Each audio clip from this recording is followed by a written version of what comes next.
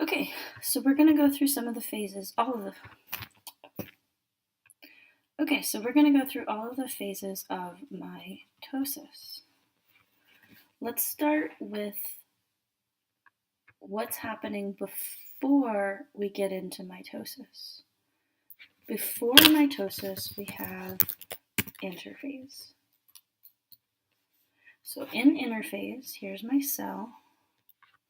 We have a fully formed nucleus. Inside of the nucleus, we have chromatin that is highly loose. It's not condensed. During this time, the chromatin is going to get replicated. So we're going to copy our DNA so that we have two entire sets of DNA.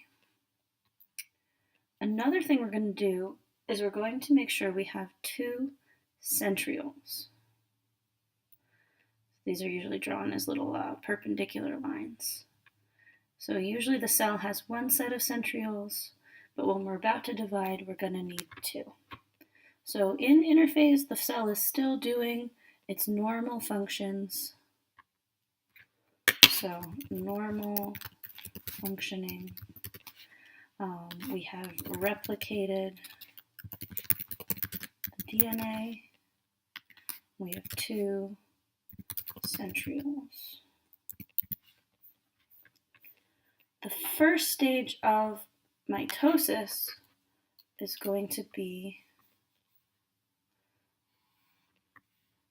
prophase.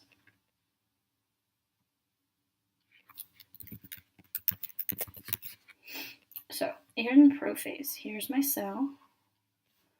My nucleus is still intact. Only now my chromosomes are going to be a little bit shorter and thicker, not quite as loose. And you can see that they're replicated at this point. Try and draw those replicated. There we go. So there's my 4 chromosomes, and they're replicated. We also have spindle fibers starting to appear. So my centrioles are going to start to move to opposite sides. They're a little further apart now. And we're going to get spindle fibers forming between them. And these spindle fibers are going to push the centrioles to the opposite sides of the poles. So what's happening in prophase? We have chromosomes condensing, and we have the spindles moving the centrioles to the opposite poles. Okay. The next phase of mitosis is going to be prometaphase. Sometimes, this is the term your book uses. Sometimes books will call this late prophase instead of prometaphase, but it's going to show kind of the same thing. So here's my cell. My nucleus is really broken up here, so instead of drawing a full nucleus, I'm just going to draw some fragments. That's what's really left of the nucleus. We don't have much of a nucleus left. And we have to get rid of the nucleus in order to start moving the chromosomes around. All right, the chromosomes are going to be even shorter. And you can see that they've condensed. Here's my 4 chromosomes, and they're paired. All right, and then the centrioles are going to be all the way on the opposite sides of the poles. Opposite sides of the cell. And we've got spindle fibers reaching up from them to the chromosomes. And also there are some that reach all the way across the cell to connect the centrioles to help the cell move apart. So what's happening here? We have the nucleus breaks down. The chromosomes are fully condensed. You can spell that, condensed. and then the centrioles are on the opposite poles.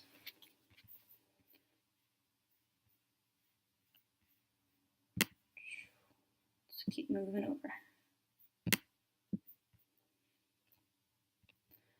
Right, back to black. The next phase, mitosis, is called metaphase. So in metaphase, here's my cell. The nucleus is completely gone, so I'm not even going to draw that. We have our chromosomes are actually going to be lined up in the center of the cell, right along what's called the metaphase plate. And the reason they're lined up in the middle is because the centrioles and the spindle fibers have pushed them there. So these chromosomes are going to be connected to centrioles via microfilaments, and then there are some that go all the way across the cell, and that helps the cell start to move apart. So the key characteristics of metaphase here is that the chromosomes line up in the center.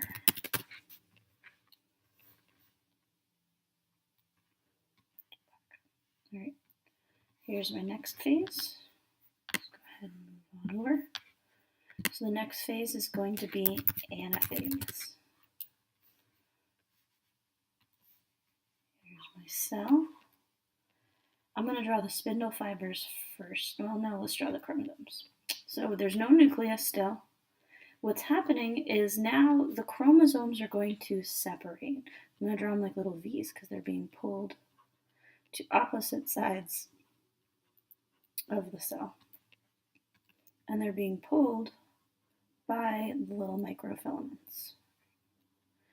And they look like little V's because they're really flimsy.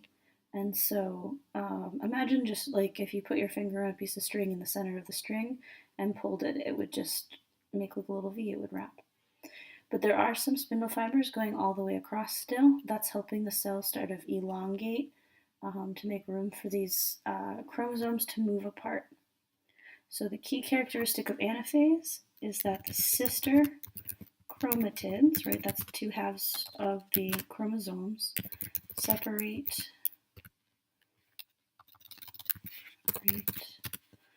and move to opposite poles.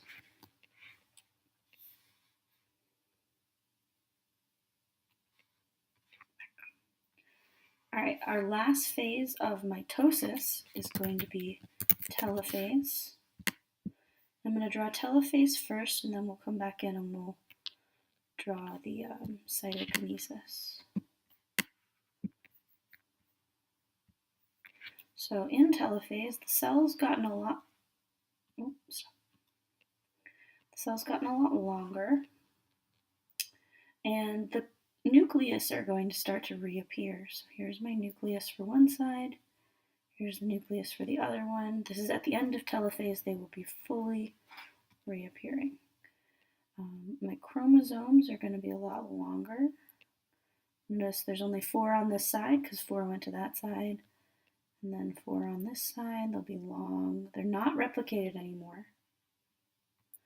The centrioles are still here, but the spindle fibers are gone, so we're going to have 1 on this side and 1 little pair on this side. Those are going to be the centrioles in the new baby cells, the new daughter cells. And then when those cells go to divide later, then they will replicate again.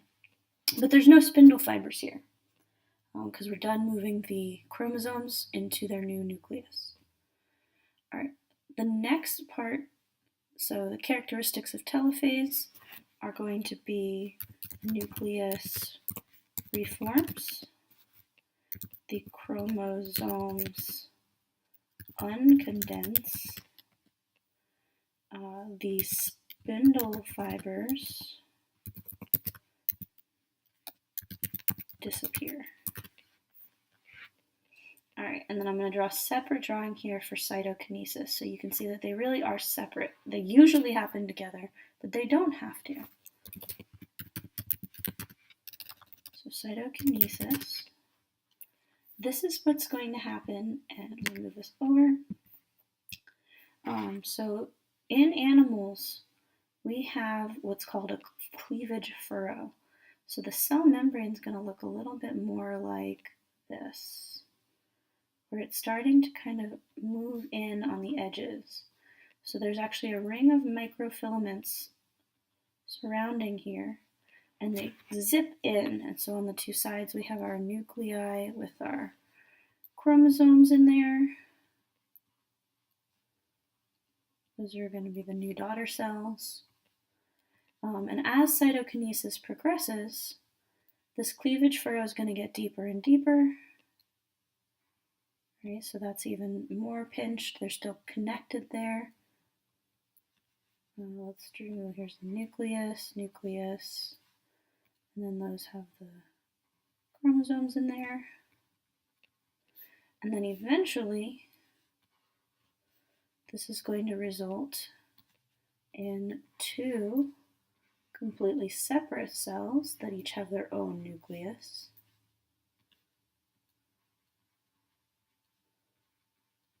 All right, so these are the two daughter cells. So cytokinesis is a cleavage furrow forms, and this separates the cell into the two daughter cells. One thing to note here is that these two daughter cells are genetically identical because this is mitosis. We're making clones. In the next one, meiosis, is when we're going to make four daughter cells that are different. But for mitosis, we make 1, 2 cells, and they are genetically the same. Let's zoom back out. You guys can see the whole picture. So we started with interphase. This is between the divisions. Prophase, prometaphase. By this time, the nucleus is gone. Metaphase, they line up at the center. Anaphase is when the chromosomes start to move apart. Telophase, we have those nuclei reforming and the spindle apparatus disappearing. And then cytokinesis is a cleavage furrow forming to separate the cell into two separate cells.